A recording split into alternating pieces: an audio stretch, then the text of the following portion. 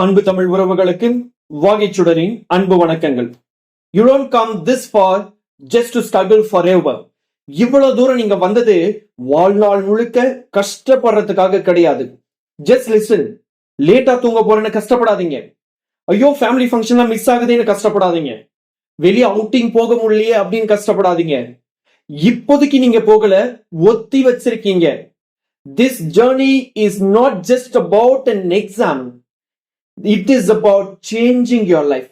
Exam இல்லைங்க, இது உங்க வாழ்க்கையை மாத்த போற ஒரு விஷயம். You want to take care of your parents? உங்களுடைய பேரண்ட்ஸை நீங்க பாத்துக்கணும்னு நினைக்கிறீங்களா? படிங்க. உங்க பிள்ளைங்களை பாத்துக்கணும்னு நினைக்கிறீங்களா? படிங்க. இந்த வேர்ல்டுக்கே நீங்க எடுத்த டெசிஷன் தான் கரெக்ட் அப்படின்னு ப்ரூவ் பண்ணணும்னு நினைக்கிறீங்களா? படிங்க. Break the chain that your family is facing now.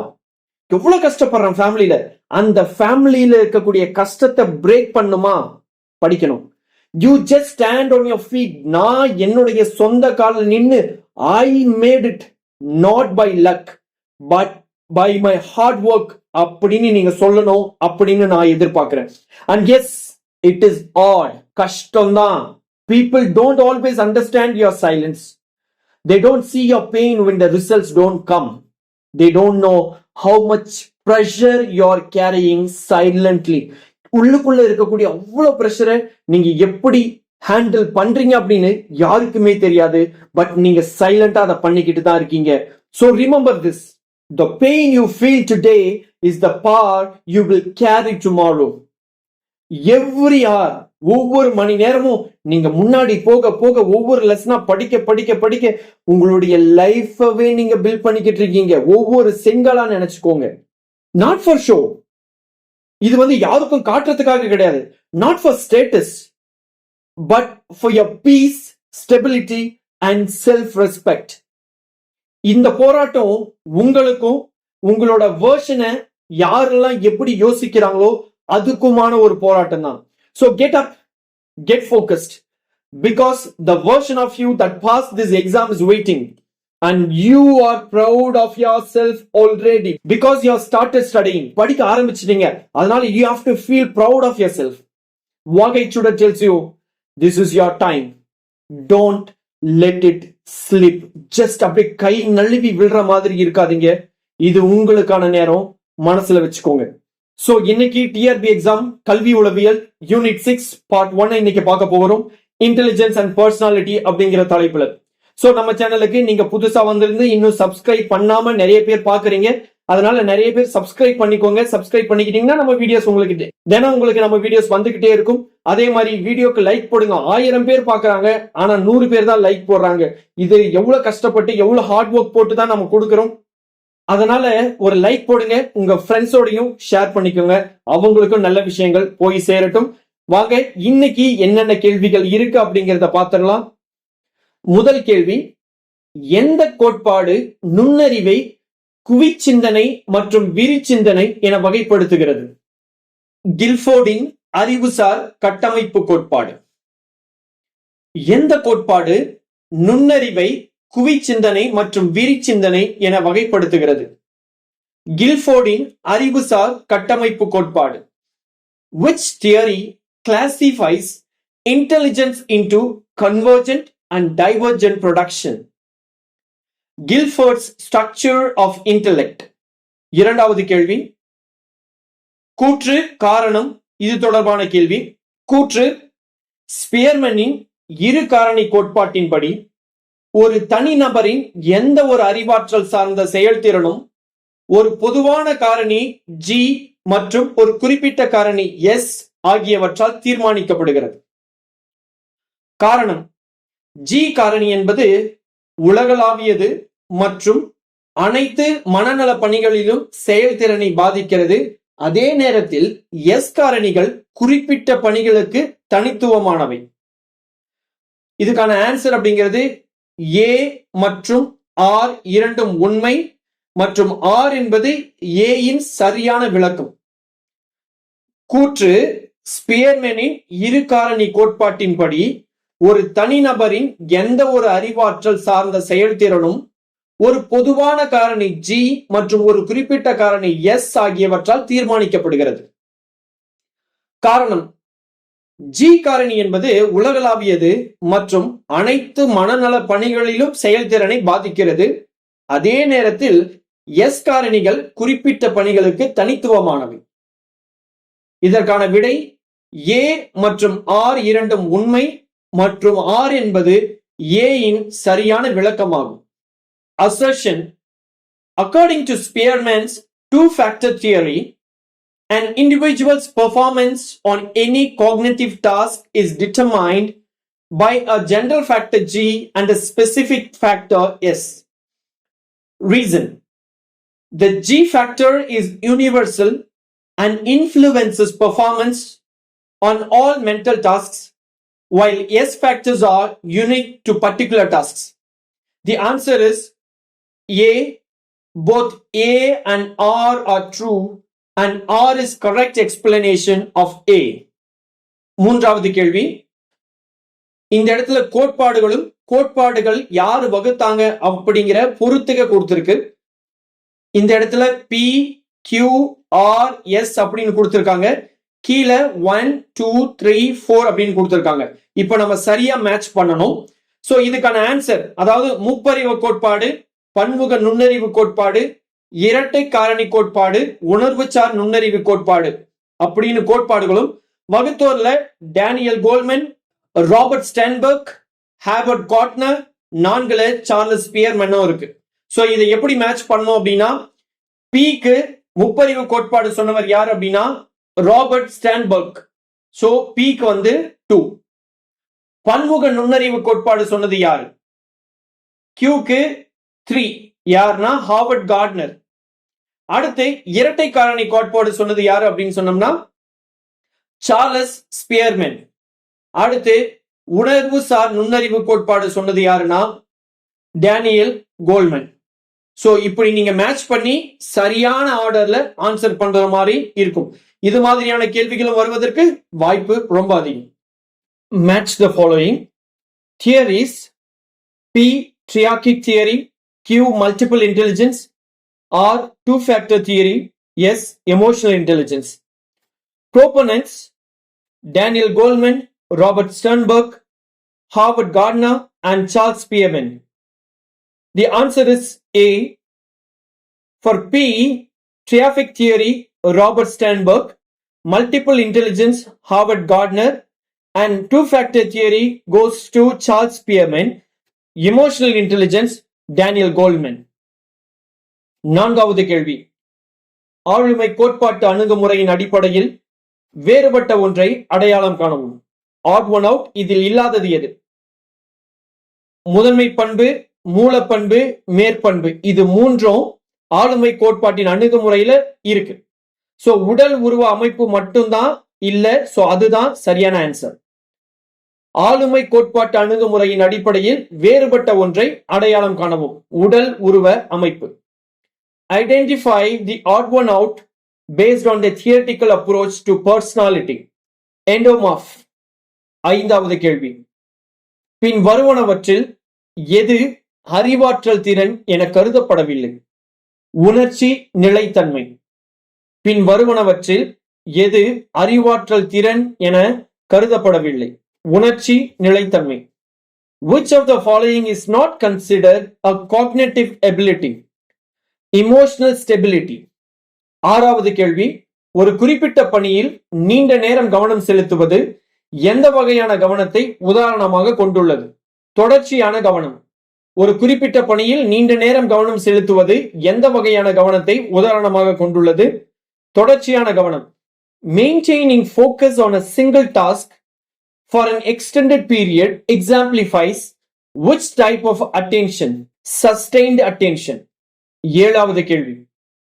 பல பணிகளுக்கு இடையில் விரைவாக கவனத்தை மாற்றுவதற்கு எந்த வகையான கவனம் தேவை? மாறி மாறி கவனம். பல பணிகளுக்கு இடையில் விரைவாக கவனத்தை மாற்றுவதற்கு எந்த வகையான கவனம் தேவை? மாறி மாறி கவனம் செலுத்தக்கூடிய கவனம் தேவை. Quickly switching focus between multiple tasks requires which type of attention? Alternating. எட்டாவது கேள்வி. உளவியலில் ஆர்வம் என்பது சிறப்பாக வரையறுக்கப்படுவது எது? ஒரு செயல் அல்லது பொருளின் மீதான நிலையான முனைப்பு. உளவியலில் ஆர்வம் என்பது சிறப்பாக எவ்வாறு வரையறுக்கப்படுகிறது? ஒரு செயல் அல்லது பொருளின் மீதான நிலையான முனைப்பு. In psychology, interest is best defined as a stable predisposition toward an activity or subject. 9வது கேள்வி. புதிய திறன்களை கற்கும் திறனை அளவிடுவதற்காக வடிவமைக்கப்பட்ட ஒரு சோதனை எவ்வாறு அழைக்கப்படுகிறது? தகுதி.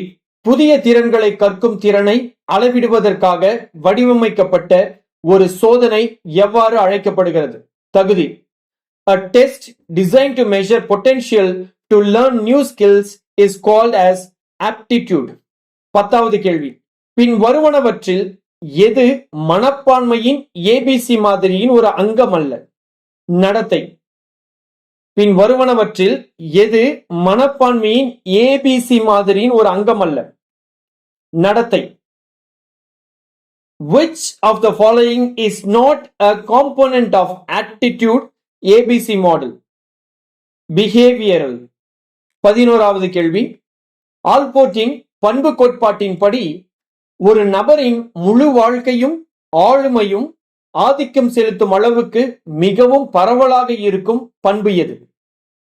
அடிப்படையான பண்பு. ஆல்போர்ட்டின் பண்பு கோட்பாட்டின்படி ஒரு நபரின் முழு வாழ்க்கையும் ஆளுமையும் ஆதிக்கம் செலுத்தும் அளவுக்கு மிகவும் பரவலாக இருக்கும் பண்பு எது? அடிப்படையான பண்பு. According to Allport's trait theory, which type of trait is so pervasive that it dominates a person's entire life and personality? Cardinal trait. 12வது கேள்வி. கார்ட்னரின் பன்மை நுண்ணறிவுகள் பற்றிய கீழ்கண்ட கூற்றுகளை கருத்தில் கொள்க. 1. பாரம்பரிய ஐக்கிய சோதனைகள் மொழியியல் மற்றும் தர்க்க கணித நுண்ணறிவுகளை மட்டுமே அளவிடுகின்றன என்று கார்ட்னர் வாதிட்டார். 2. நுண்ணறிவுகள் ஒன்றுக்கொன்று சுதந்திரமானவை என்று முன்மொழிந்தார். 3. இருத்தியல் நுண்ணறிவு முன்மொழியப்பட்ட அசல் 7 நுண்ணறிவுகளில் ஒன்றாகும். இக்கூற்றுகளில் எது அல்லது எவை சரியானது சரியானவை? 1 மற்றும் 2 மட்டும். கார்ட்னரின் பன்மை நுண்ணறிவுகள் பற்றிய கீழ்கண்ட கூற்றுகளை கருத்தில் கொள்க. பாரம்பரிய ஐக்கிய சோதனைகள் மொழியியல் மற்றும் தர்க்க கணித நுண்ணறிவுகளை மட்டுமே அளவிடுகின்றன என்று கார்ட்னர் வாதிட்டார். 2. நுண்ணறிவுகள் ஒன்றுக்கொன்று சுதந்திரமானவை என்று முன்மொழியப்பட்டுள்ளது. 3. இருத்தையியல் நுண்ணறிவு முன்மொழியப்பட்ட அசல் 7 நுண்ணறிவுகளில் ஒன்றாகும். இந்த கூற்றுகளில் எது எவை சரியானது அல்லது சரியானவை? 1 மற்றும் 2 மட்டும் சரி. Consider the following statements about Gardner's multiple intelligence. First, Gardner argues that traditional IQ tests only measure linguistic and logico-mathematical intelligences. Second, the intelligence are proposed to be independent of each other. Third, existential intelligence was one of the original 7 intelligence proposed. Which of the statements are correct? B. 1 and 2 only. கார்ட்டலின் 16 PF கோட்பாட்டில் ஒதுங்கிய versus வெளிப்படையான மற்றும் நிதானமான versus பதட்டமான போன்ற பண்புகள் பின் வருவனவற்றுள் எதற்கு உதாரணம்? ஆளுமையின் அடிப்படை கட்டமைப்புகளாக இருக்கும் மூல பண்புகள். கேட்டலின் 16 PF கோட்பாட்டில் ஒதுங்கிய வெர்சஸ் வெளிப்படையான மற்றும் நிதானமான வெர்சஸ் பதட்டமான போன்ற பண்புகள் பின் வருவனவற்றில் எதற்கு உதாரணம்? ஆளுமையின் அடிப்படை கட்டமைப்புகளாக இருக்கும் மூல பண்புகள். In Cartel's 16 PF theory, traits like reserved versus outgoing and relaxed versus tense are examples of source traits that are the underlying structures of personality. 14வது கேள்வி. ரோக்சின் மதிப்பு வகைப்பாட்டில் பின் வருவனவற்றில் எது ஒரு இறுதி மதிப்புக்கு உதாரணம்? வசதியான வாழ்க்கை. ரோக்சின் மதிப்பு வகைப்பாட்டில் பின் வருவனவற்றில் எது ஒரு இறுதி மதிப்புக்கு உதாரணம்? வசதியான வாழ்க்கை. Which of the following is an example of a terminal value in Roche's classification? Comfortable life. 15வது கேள்வி. ஒரு மாணவர் ஒரு பாடத்தை அது விருப்பமானதாக இருப்பதால் படிக்கிறார் என்றால் அது எந்த வகையான உந்துதலுக்கு உதாரணமாகும்? உள்ளார்ந்த உந்துதல். ஒரு மாணவர் ஒரு பாடத்தை அது விருப்பமானதாக இருப்பதால் படிக்கிறார் என்றால் அது எந்த வகையான உந்துதலுக்கு உதாரணம்? உள்ளார்ந்த உந்துதல். A student who studies a subject because he finds it fascinating exemplifies which type of motivation? Intrinsic motivation. 16வது கேள்வி. ஒரு மாணவர் கருத்தியல் பகுப்பாய்வு மற்றும் மேட்ரிக்ஸ் வகை புதிர்களில் தொடர்ந்து உயர் மதிப்பெண்களை பெறுகிறார். ஆனால் கல்லூரியில் புதிய சமூக சூழலுக்கு ஏற்ப மாறுவதற்கு சிரமப்படுகிறார். இந்த முரண்பாட்டை பின்வரும் கருத்தாக்கங்களை பயன்படுத்தி சிறப்பாக பகுப்பாய்வு செய்யலாம். IQ versus EQ. ஒரு மாணவர் கருத்தியல் பகுப்பாய்வு மற்றும் மேட்ரிக்ஸ் வகை புதிர்களில் தொடர்ந்து உயர் மதிப்பெண்களை பெறுகிறார். ஆனால் கல்லூரியில் புதிய சமூக சூழலுக்கு ஏற்ப மாறுவதற்கு சிரமப்படுகிறார்.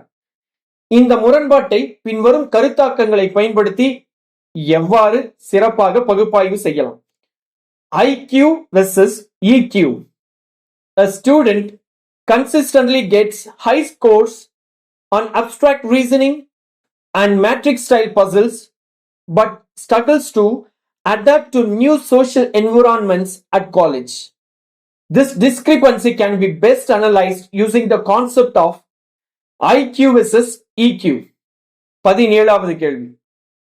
மாஸ்லோவின் தேவை படிநிலைகளில் பின் வருவனவற்றில் எது மிக உயர்ந்த நிலையில் உள்ளது? தன்னிறைவு தேவைகள். மாஸ்லோவின் தேவைகள் படிநிலையில் பின் வருவனவற்றில் எது மிக உயர்ந்த நிலையில் உள்ளது? தன்னிறைவு தேவைகள். Which of the following needs is at the highest level of Maslow's hierarchy? Self-actualization. 18வது கேள்வி. கூற்று மாஸ்லோவின் கோட்பாடு படிநிலை என்று அழைக்கப்படுகிறது. ஏனெனில் இது கீழ்நிலை தேவைகள் பெருமளவு பூர்த்தி அடைந்த பின்னரே உயர்நிலை தேவைகள் முதன்மை உந்து சக்திகளாக மாறும் என்று கூறுகிறது. காரணம், நீண்ட கால பசி மற்றும் பாதுகாப்பின்மை ஆகியவற்றால் பாதிக்கப்படும் ஒரு நபர் முதன்மையாக சுயமரியாதையின் தேவையால் உந்தப்பட மாட்டார். இதற்கான சரியான விடை A மற்றும் R இரண்டும் உண்மை மற்றும் R என்பது Aவின் சரியான விளக்கம். கூற்று மாஸ்லோவின் கோட்பாடு படிநிலை என்று அழைக்கப்படுகிறது. ஏனெனில் இது கீழ்நிலை தேவைகள் பெருமளவு பூர்த்தி அடைந்த பின்னரே உயர்நிலை தேவைகள் முதன்மை உந்து சக்திகளாக மாறும் என்று கூறுகிறது. காரணம், நீண்ட கால பசி மற்றும் பாதுகாப்பின்மை ஆகியவற்றால் பாதிக்கப்படும் ஒரு நபர் முதன்மையாக சுயமரியாதையின் தேவையால் உந்தப்பட மாட்டார். சரியான விடை A மற்றும் R இரண்டும் உண்மை மற்றும் R என்பது A இன் சரியான விளக்கம். Assertion: Maslow's theory is termed hierarchical because it poses that lower level needs must be substantially satisfied before higher level needs become primary motivators. Reason: a person suffering from prolonged hunger and lack of safety will not be primarily motivated by the need for self-esteem. The answer is both A and R are true and R is correct explanation of A. 19வது கேள்வி. மாஸ்லோவின் கோட்பாட்டில் பின் வருவனவற்றில் எது குறைபாட்டு தேவை அல்ல? சுய உணர்தல். மாஸ்லோவின் கோட்பாட்டில் பின் வருவனவற்றில் எது குறைபாட்டு தேவை அல்ல? சுய உணர்தல். All of the following are deficiency needs in Maslow's theory except self-actualization. 20வது கேள்வி. பின்வரும் சூழ்நிலைகளில் எது உயர்ந்த சாதனை உந்துதலின் மிகச் சிறந்த பிரதிபலிப்பாக உள்ளது? திறமையின் உணர்வை வளர்க்க மிதமான சிரமத்துடன் கூடிய பணிகளை விரும்புதல்.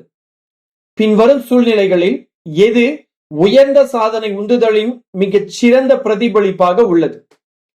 திறமையின் உணர்வை வளர்க்க மிதமான சிரமத்துடன் கூடிய பணிகளை விரும்புதல்.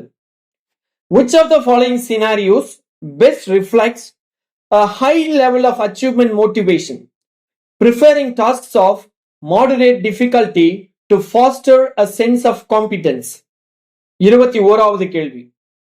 பின்வரும் நடத்தைகளில் எது குறைந்த சாதனை உந்துதலின் பிரதிபலிப்பாக உள்ளது?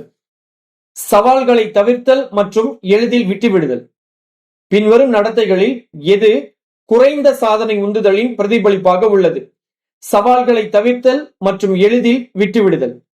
Which of the following behaviors reflects a low level of achievement motivation? Avoiding challenges and giving up easily. 22வது கேள்வி.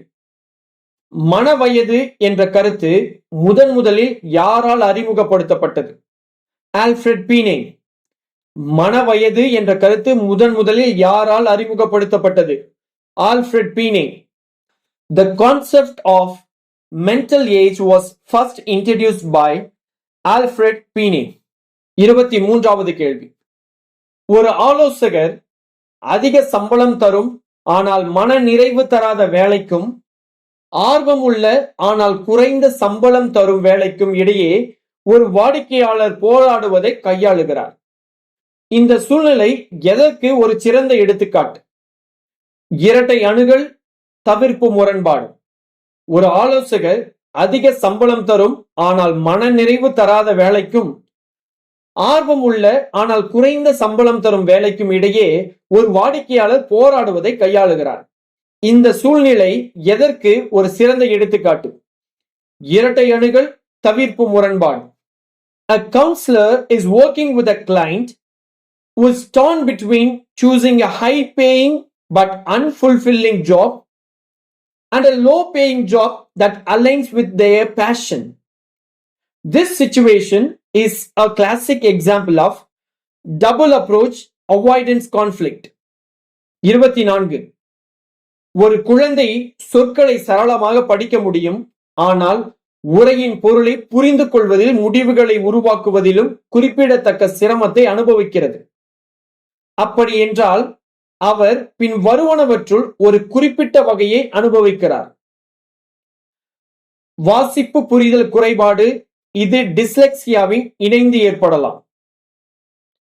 ஒரு குழந்தை சொற்களை சரளமாக படிக்க முடியும், ஆனால் உரையின் பொருளை புரிந்து கொள்வதிலும் முடிவுகளை உருவாக்குவதிலும் குறிப்பிடத்தக்க சிரமத்தை அனுபவிக்கிறது என்றால் அவர் பின் வருவனவற்றில் ஒரு குறிப்பிட்ட வகையை அனுபவிக்கிறார்.